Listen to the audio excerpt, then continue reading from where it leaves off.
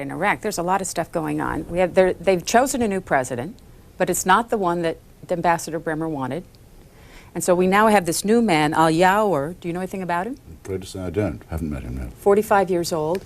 And also that they have the question about whether the governing council is going to continue. The Associated Press is saying that the governing council in Iraq has decided to dissolve immediately rather than go ahead.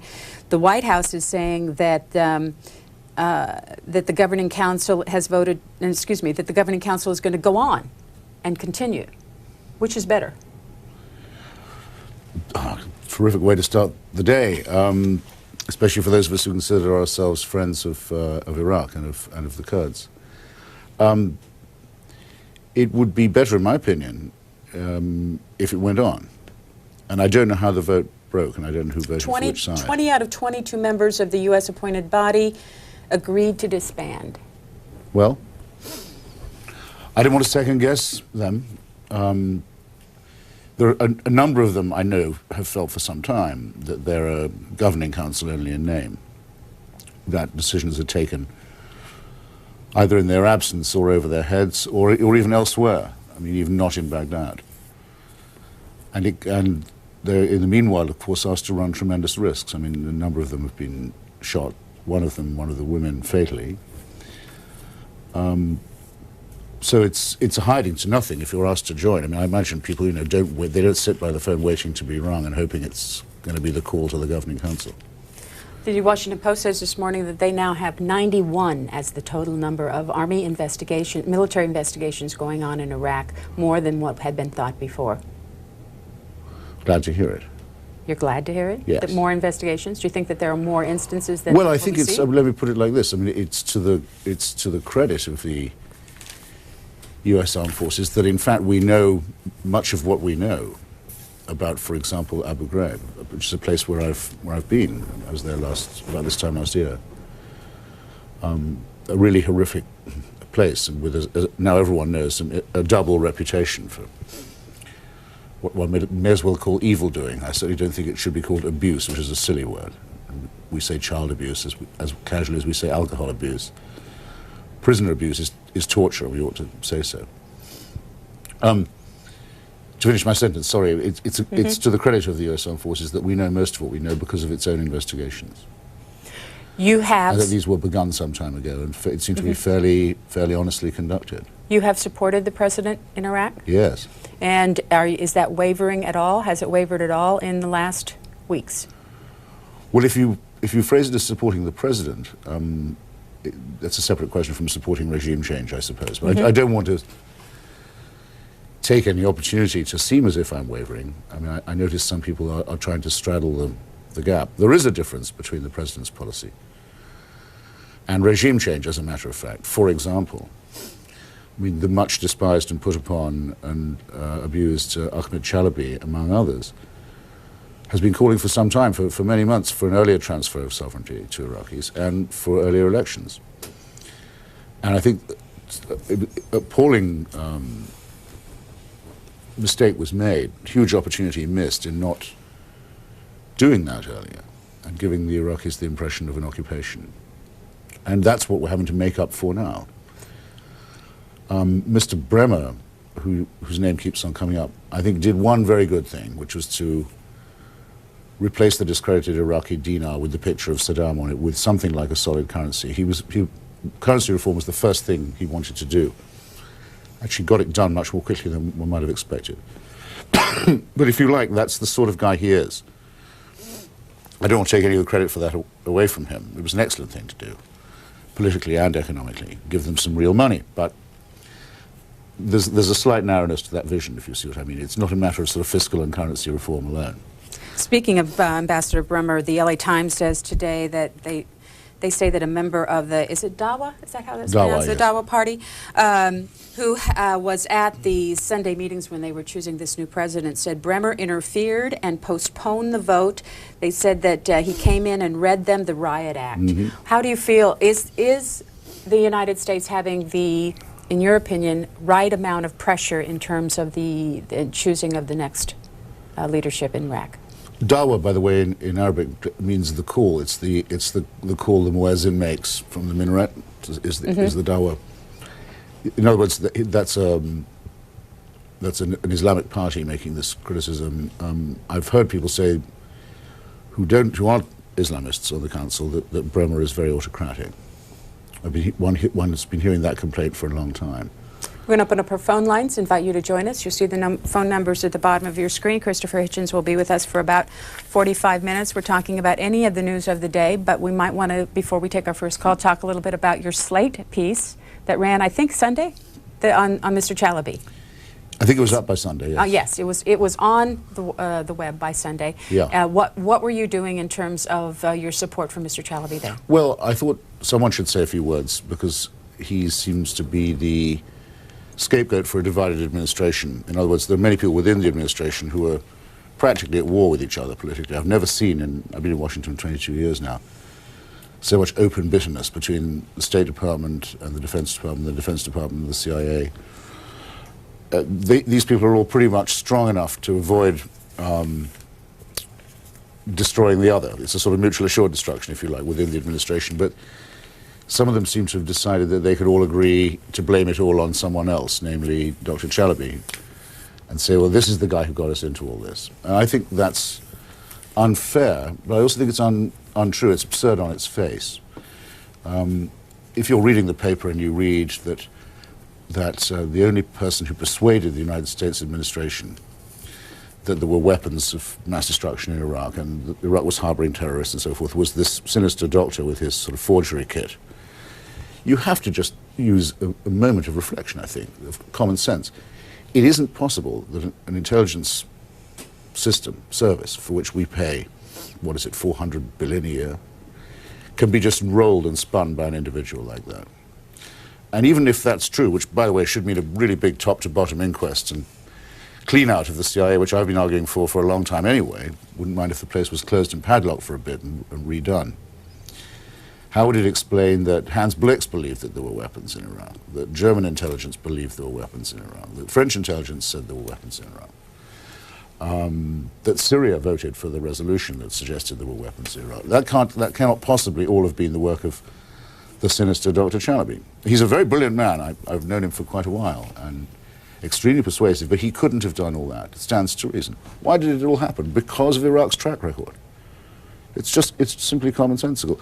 Up till then, every single time that the question had been investigated, Saddam Hussein was found to have been lying, concealing, blackmailing or murdering or intimidating his scientists, preventing them from talking, and endlessly seeking new ways of getting hold of WMD.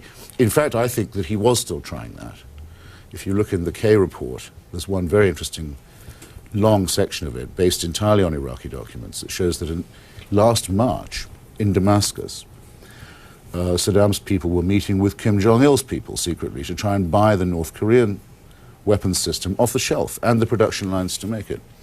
The meeting broke up because the North Koreans panicked because the coalition was moving into place around Iraq. But right up until March, they're still in the club that includes North Korea, Iran, Libya, and others who have a sort of private market in illegal weaponry. Now, that club has been quite badly broken up since the intervention in Iraq. So this is why I'm still on the side of the regime change forces. Libya has surrendered its arsenal.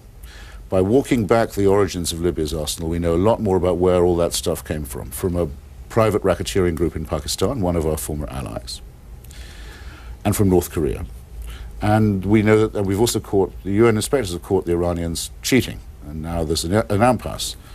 The Iranians have been found to be cheating on their nuclear development, and we don't know quite where that's going to go. But the situation is a lot more transparent than it was a year ago or so ago, and it's a lot more advantageous from our point of view. We know more about it. We've shut quite a lot of it down. In every case, they'd hugely underestimated how much the Iranians had, for example, gravely underestimated how much the Libyans had totally underestimated the threat of illegal dealing in Pakistan, and were more or less trusting the North Koreans. Now that's over. The right side to err on in receiving intelligence reports from Iran would be the side of having a nasty mind, a suspicious mind. Any other policy would have been quite irresponsible, I think. Christopher Hitchens, First Call, Union, Oklahoma.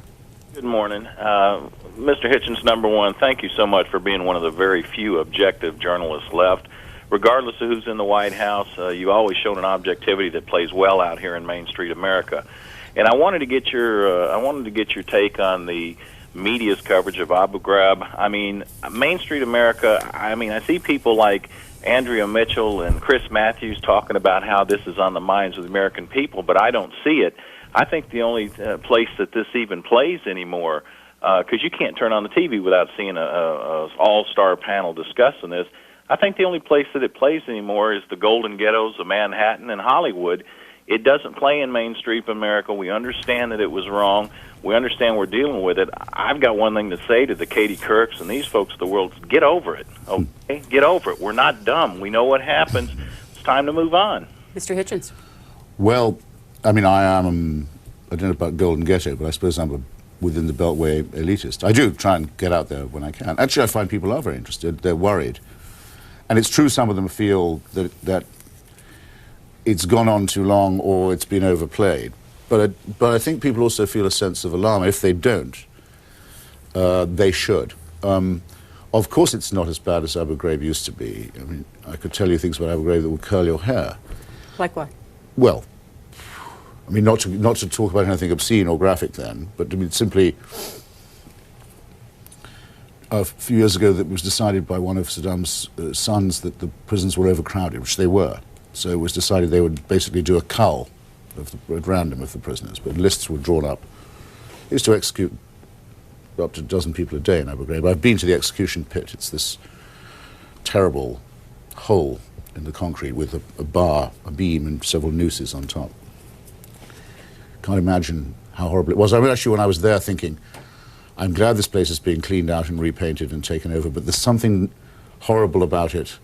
Maybe it'd be better, you know, to start again. But I mean, unfortunately, we needed a prison in a hurry. Sorry, I'm giving you such a long answer, but anyway, the guards in the prison got the list of the people who were due to be culled and drove around their families, went to their homes in Baghdad and said, how much will you pay to keep your relatives off the list to be culled next week? That's the sort of thing that was going on, to say nothing of the kinds of torture and mutilation that actually you may have seen last week. The 7 Iraqi businessmen who'd had their right hands amputated in Abu Ghraib for dealing in dollars and had their foreheads branded as well.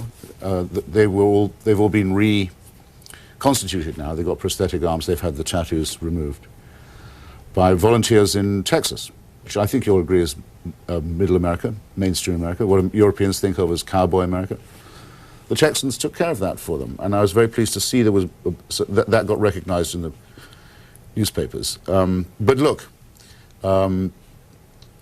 what happened in Abu Ghraib in the last few months, the last year, was paid for by our tax dollars. It's therefore our responsibility. We didn't pay for Saddam Hussein to amputate these people. That's not our responsibility in the same way. We shouldn't mention that in the same breath. We have to face what we have done or been responsible for and make sure it doesn't happen again.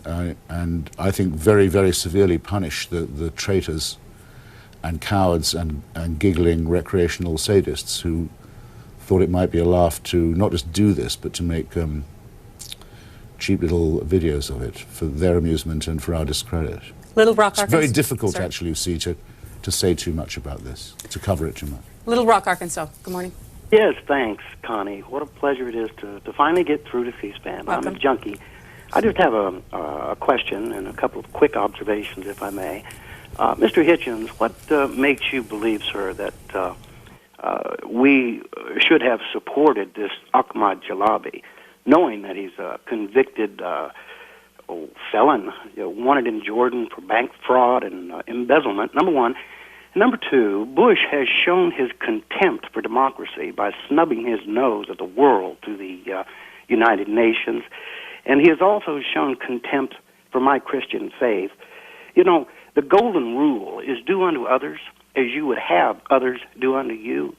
Preemptive strike is just the opposite of that. Preemptive strike is based on fear. It's do unto others before they do it to you, based on fear. That is just the opposite of the golden rule. That is anti-Christian.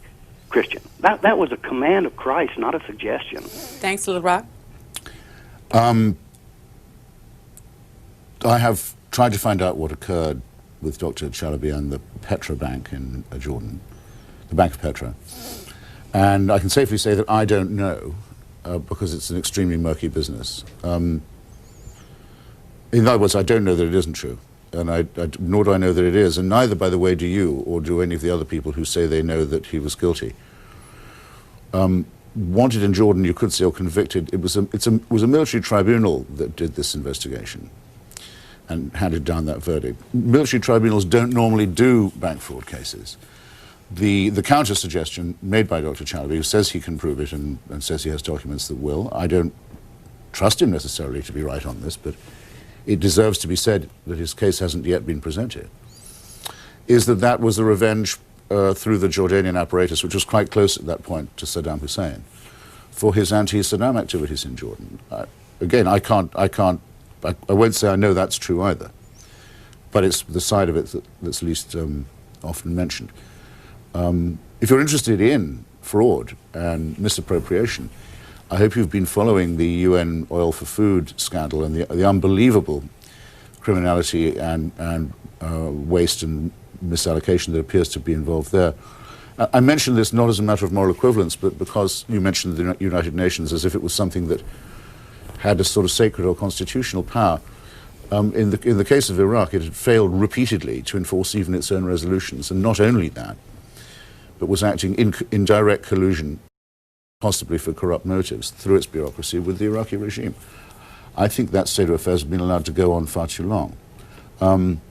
I'm not a Christian or a believer in any other faith, so I don't want to adjudicate between you and the Nazarene and President Bush, but I think probably Bush could use being told more often that he isn't a Christian, because he too often claims that he is. My view about preemption is that if you don't favor it, and perhaps you don't, then people should stop attacking the administration for failing to foresee 9/11, because there's only one way that I know of that could have been prevented, and that would have been the bombing of the Al-Qaeda camps, at least the bombing, and perhaps the dropping in by parachute of a force to take out the Al-Qaeda camps in Afghanistan, and that would have been getting your retaliation in first. But there's no other way that what we saw could have been stopped, and it's possible not even that would have worked.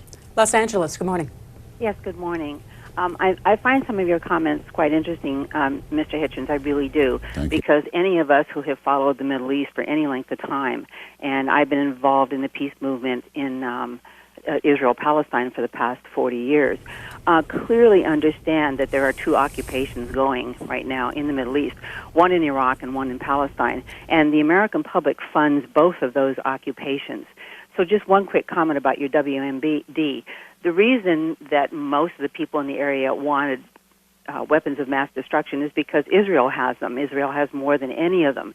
So when you look at the abuse in places like Abu Ghraib and some of the other places, and Chalabi, they have all been underwritten by the neocons in Washington. And I'm kind of interested what you think about this John B. Israel, who many of us who follow through the Internet recognize as an Iraqi national who is Jewish and was probably under the control of either Mossad and or Shin Bet. I think a lot of the torture that happened in Abu Ghraib was a direct teaching from the torture that the Israelis have done to the Palestinians.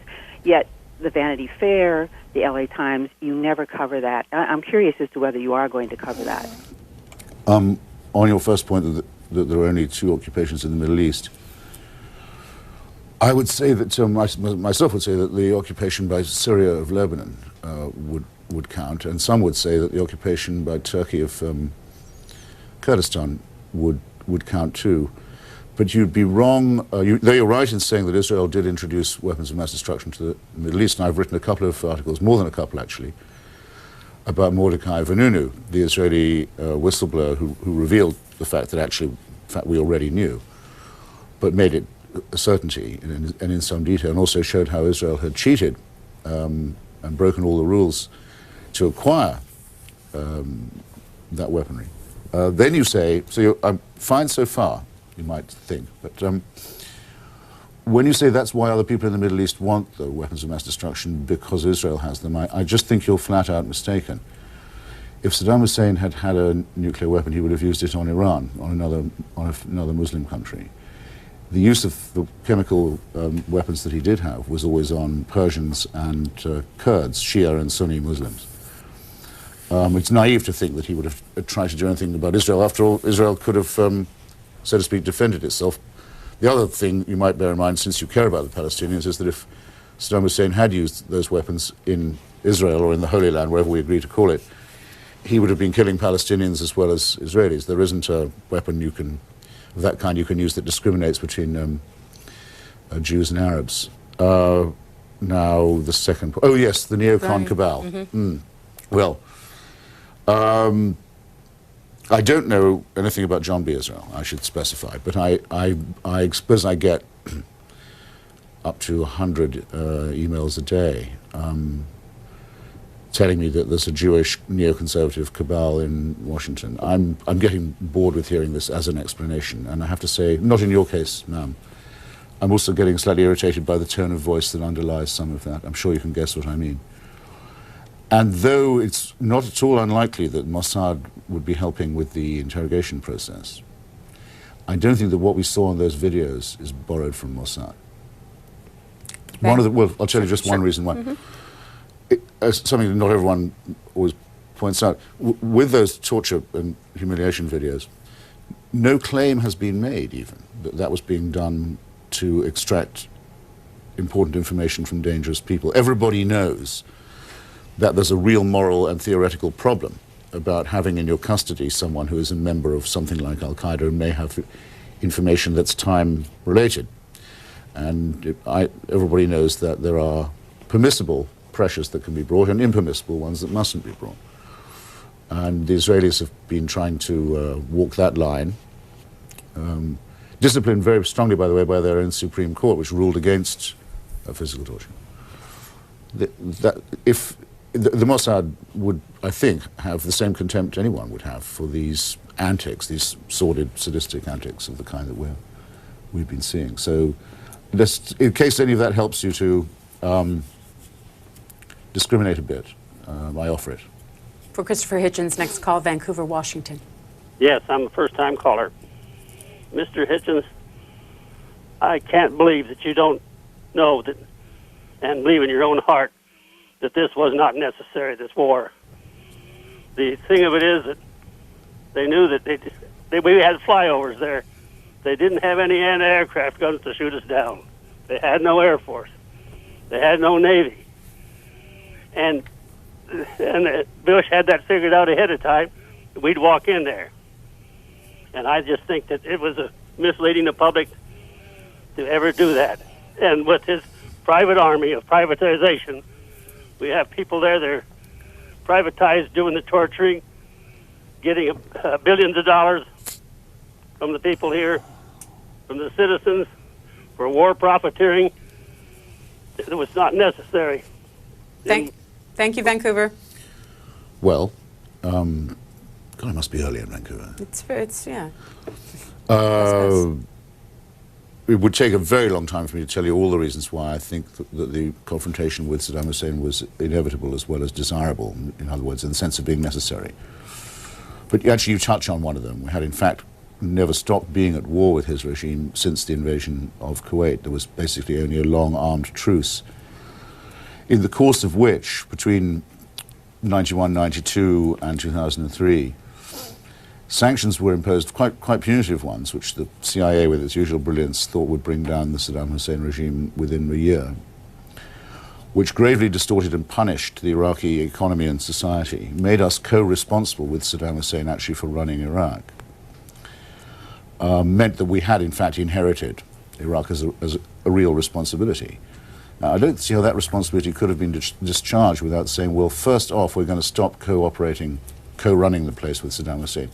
He goes. We start again without him. I wish myself that had been done in 91. I think we'd be living in a much better world if it had been. I think the neoconservatives were right on that point. They would have got blamed for it then too, but they would have been dead right. The intervening 10 years saw this terrible damage to Iraqi society, the production of this half-starved, half-educated underclass that we're seeing now, which Iraq didn't used to have. And second, it gave 10 years for Saddam Hussein to Islamicize his regime, to stop pretending to be a secularist and come right out with it and say he was for holy war. Put the words Allahu Akbar, God is great, on the Iraqi flag. Start pumping money to fundamentalist and Islamic fascist groups within and outside Iraq, the people we're now fighting now. The confrontation with them was unpostponable too, but if you just let it run, it would have gone through the Saddam Hussein regime, which was in a terminal phase, through the delightful period of rule by his two sons, who I think might even have quarreled and ruled successively rather than together, but that would have been a gorgeous thing to see. And then would have been taken over by people like Muqtada Sadr and Mr. Zarqawi. And then a really major state, and really important country, and a very important society would have been lost worse than Somalia or Rwanda. And we'd now be having an inquest into how on earth we let that happen. I think it was done too late, and you're right in saying it was done with too much upbeat suggestion that it would be easy, but that it was necessary and that it was inevitable, I do not doubt, and neither should you. The flag on your lapel? Is the flag of Kurdistan. Which I think one would have to say was one of the unarguable successes of the regime change policy. I mean, the northern provinces of Iraq, sometimes called Kurdistan, where about a 20th of the population live. I think there are about 300 American soldiers there, and they don't even have to wear helmets. There are 4 female high court judges, 20 newspapers, a huge amount of reconstruction and rebuilding going on. It's real liberated territory, and this is the most important and, well, the largest minority in the Middle East. In fact, the largest people in the world who don't have a state of their own. But they, of course, have been free of Saddam Hussein's control since '91. Shows what can be done with regime change if you do it in time. Lawrenceville, Georgia. Good morning. Well, good morning. It's a pleasure to talk to Mr. Hitchens. I've been watching you, following your career for a number of years, and I'm always interested in what you have to say. Thank you. I was very amused by something you said the other day about how Europeans see Mr. Moore, Michael Moore. I had to say I got a really good chuckle out of that one. But okay, congratulations, by the way, on becoming a citizen shortly. I heard. Yes, It's the paperwork is beginning, as it were. Yeah. Good. Well, I think Connie should be somewhat chastised for not asking the most important question. And since Brian Lamb's not there, I figured I would call and ask it. Are you still a socialist? You may not know this, Connie. There's a backstory. I've been doing this show since 1982. Right. Oh, and I remember the look of sheer horror. Well, no, that's not true, because he never would betray such a thing. But a mild shock that crept over Brian's inscrutable features when I told him of my socialist convictions. And every time I came back, he would keep on asking me, "Are you still?" And I think I probably went on saying yes, fractionally longer than I should have done. Really? Just not to give him the satisfaction, frankly. I didn't want any celebrations on the right, Hitchens has seen the light or that kind of thing. But the truth of the matter is that it and all other party attachments have fallen away from me, died in me somehow over the last few years. I don't identify with any ideology now or any faction anymore. So to that extent, I can't say that I am, no. But I don't think I wasted the time that I was. I mean, a socialist, that's to say. I mean, there are a lot of things that I did when I was on the left, or said or believed, that I would certainly repeat and only wish I'd done more about. You want to share with us what you shared about Michael Moore? It's awful that, sometimes you do your best, you try and make a serious point, you do an analysis of, as it might be, regime change in Kurdistan, but what people really like is when you go ad hominem. And I regret to say I gave into this impulse the other day and more or less said that that Europeans think of Americans as fat, lazy, provincial, greedy, oafish, vulgar, and complacent and so on. And it's how odd it is that Europe's favorite American seems to be someone who has all those characteristics. Next is Terrible thing to say, really, but someone had to say it. Farmingdale, Long Island. Yes, Mr. Hitchens. First of all, Iraq and Iran during World War II, they were impressed with the Americans. They wanted to break the chains of colonialism and imperialism. Qasem in Iraq and Mossadegh in Iran They looked up to America as a land who kicked the British and the French out of their country, and they poured their oil profits into developing a secular socialist states that produce more PhDs than we have in this country per capita. And they reduced religious authority by forcing religious schools, all peoples of all faiths, to go together in the same schools. I mean, both countries developed doctors of both sexes. What happened was the United States overthrew Mossadegh with the Shah and got the Ayatollah. We overthrew Qasem during the Nixon-Bush administration, and we got Saddam Hussein in power. The CIA put him in power when Qasem wanted to take over Kuwait back, I think it was in '61, tried to get rid of the oak of sheikdoms that the British imperialists and French and Turks and everybody else had tried to create, and we just stirred the fires of fanatical religious faiths, not only in Afghanistan but in Yugoslavia. It's all a game. It's a chess game for the oil companies and these Bilderbergers, or whatever they call them, that maybe you have become part of. I know Clinton is, and I know the rest of you are. It's a disgrace to the human race what we're doing to these people. We destroyed the core. I would like you to answer this question. I'd like to answer you back, sir. Fine. Well, it's. I always find it depressing when I'm confronted with something that's half true, such as what you began by saying. I mean, it is, as far as I know. Actually, I wrote a book about it, just been reprinted, as a matter of fact, just recently. It's called Blood, Class, and Empire, about the inheritance by the United States, especially of the British colonial institutions and practices and alliances. And I describe in there what happened in Iran in particular in the 1950s. And generally speaking, anyway, until you started going on about Bilderbergers and conspiracy groups and the rest of it, you were quite lucid, sir, and I was with you.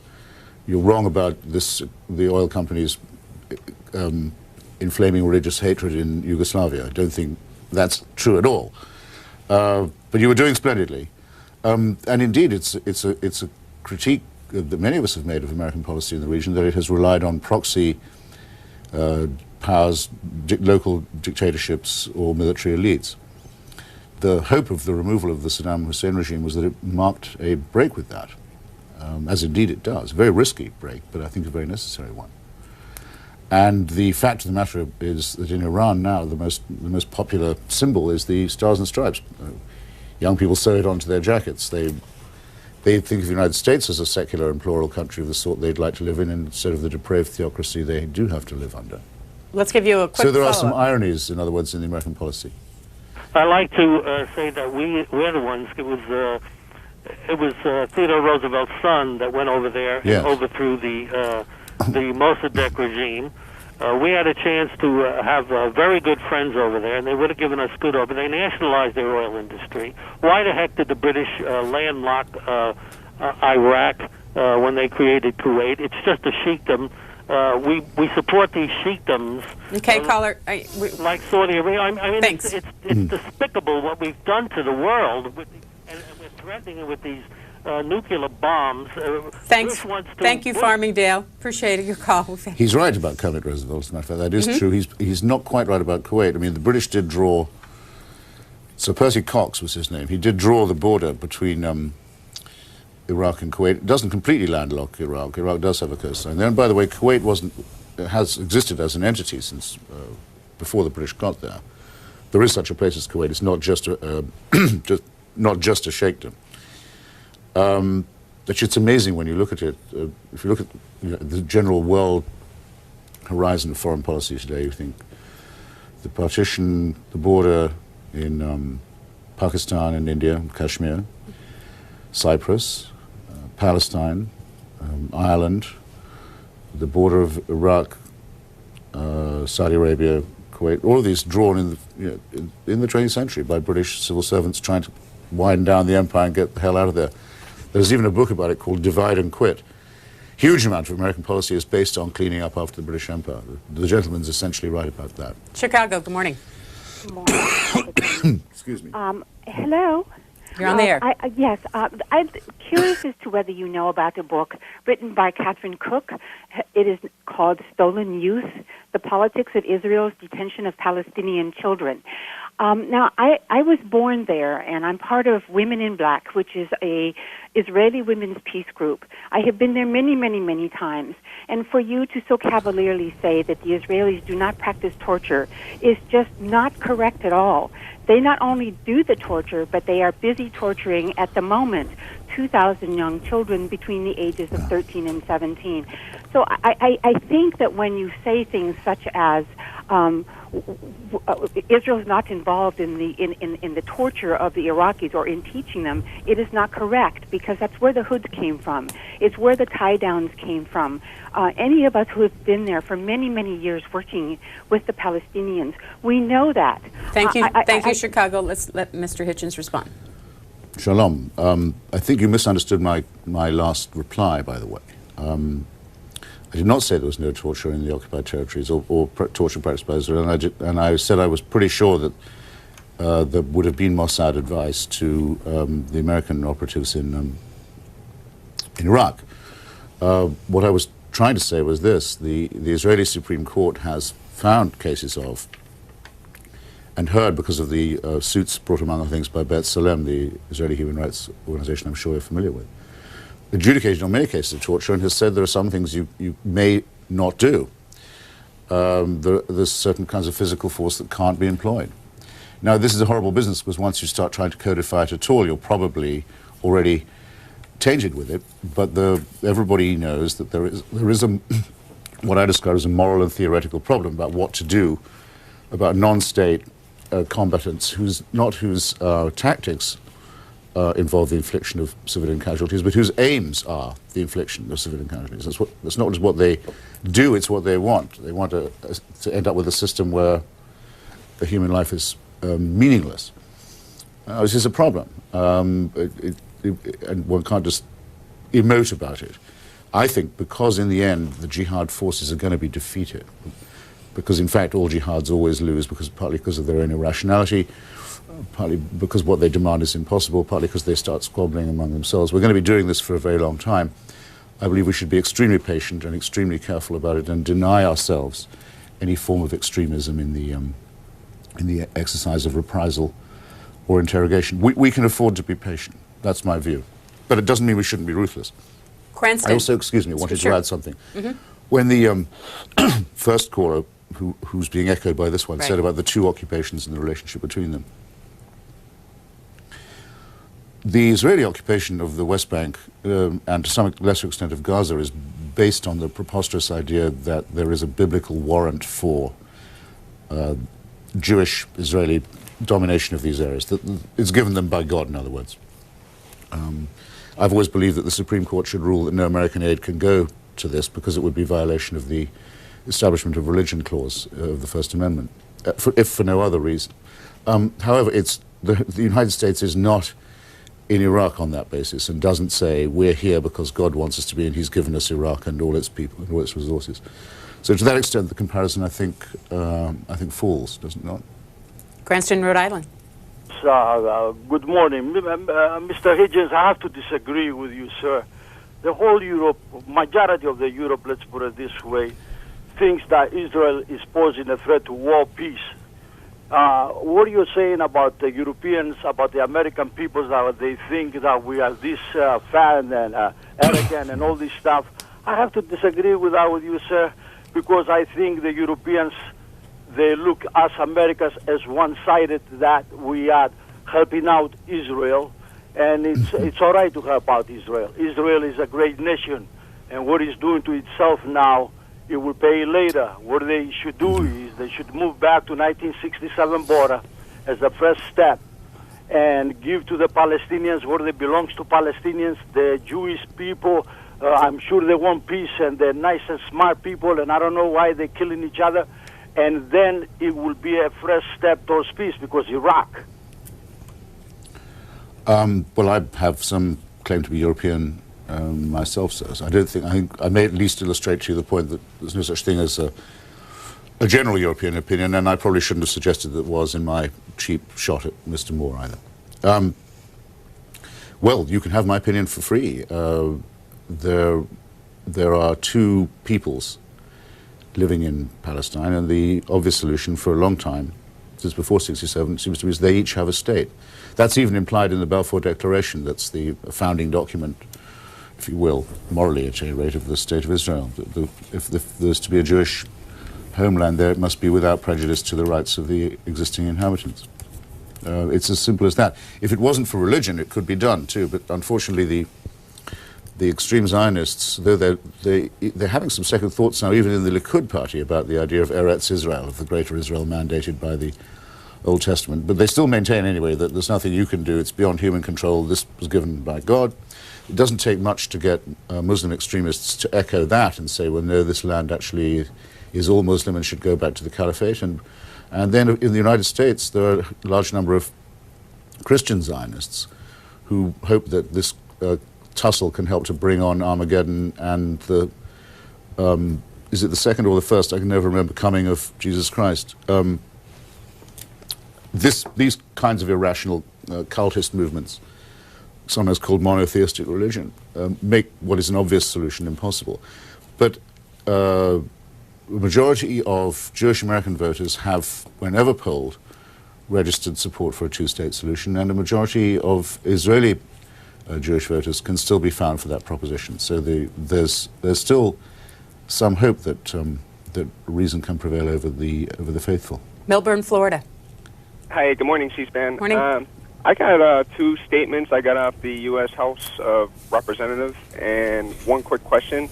The first statement is that when you recall, the President and others made repeated references to the unmanned aerial vehicles that they told us were a threat to the United States, that Iraq could fly over America and spray biochem weapons. I mean, I don't want to... Yeah, I do remember. Okay, but the President told us that our intel services were telling us that was going on. Well, let me tell you that what the United States Air Force was telling the President, quote, the Air Force does not agree that Iraq is developing UAVs with the primary intention of delivering biochem weapons. The United States Air Force stated that the small size of Iraq's UAV strongly suggests a primary role of reconnaissance. And my other statement is the speech made to the UN by Colin Powell. To sum it up, the story goes, Colin Powell, this is from the U.S. House of Representatives, by the way. Okay, Colin Powell made a speech, had the CIA analyze it and discuss it with him. They even drafted the speech, which then went to the White House. But when it emerged, it looked totally different. And the story goes that the Vice President and his Chief of Staff and National Security Advisor and National Security staff were involved in this. Caller, when you say it came from the House of Representatives, what do you mean? I mean, what are you reading from? It was Representative William Delahunt, which is an excellent speaker. I always see him up there with. Okay. So my quick question, okay, please. Go ahead. I'm wondering, from maybe an intel perspective, if you go overseas and look at the terrorist attacks, it's always like a bomb. But every single terrorist attack, it's going to happen here. It's going to be some spectacular, huge event. Like, why is that? What's going on there? I mean, the difference in the size. Yeah, it's going to be some... Thank you. Mr. Hitchens. Well, taking it in order, I mean, what he says is, I'm not sure about the reworking of the Colin Powell, George Tenet presentation by the White House. I don't know that I know that, but I know that that it's true that Secretary Powell and George Tenet were closeted for a long time, and George Tenet sat behind Secretary of State Powell making the speech to sort of indicate that they were right behind him. The agency was right behind him on all this. It takes us back to the very first question you asked me, or the second question actually, about Dr. Chalabi. Mm-hmm. Secretary Powell has always disliked intensely Dr. Chalabi, and George Tenet has been trying for a very long time to sabotage and undermine him and discredit him. The CIA has hated Dr. Chalabi for about a decade. The guy's two worst enemies in the administration, backed by a $400 billion intelligence apparatus, make a presentation at the UN, which is found to be full of holes, and it's all blamed on Chalabi. People really must start to get real about this. I didn't really understand the second half of the question, and I don't think I'm wholly at fault, because I don't think you did either. No, I didn't.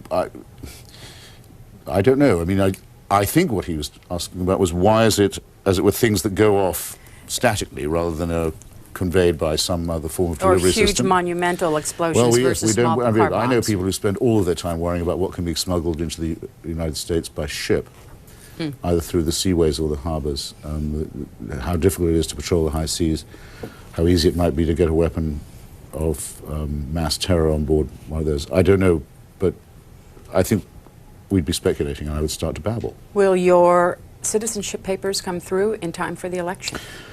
Probably not. Homeland Security seems to have taken over the INS now. I mean, there's a tremendous paperwork backlog. People are getting lost in it, but I don't think I'll be able to vote, no, if that's what you meant. So are you going to speculate on who you would vote for if you could? Well, if because it was, you've talked about that. Sure, no, if it was, I'm a single-issue voter, as I guess must have become apparent. And I'm not a Republican, I'm not a conservative, I'm not a very great admirer of the president in many ways, but I think that my condition is that there'll be an administration that wakes up every morning wondering how to make life hard for the forces of jihad, and how to make as far as possible an unapologetic defense of civilization against this kind of barbarism. And though the Bush administration has been rife with disappointment on this and incompetence, I nonetheless feel they have in some sense that spirit. I don't get that feeling from anyone who even sought the Democratic nomination, I have to say. So if it were today, you would vote for President Bush, and you could? I think I'd have to vote for the re-election of the president, yeah. Yes, I think I would. Christopher Hitchens, thanks for joining us this morning. Thanks for asking. Appreciate it. We're going to be talking more about energy and oil. The next we have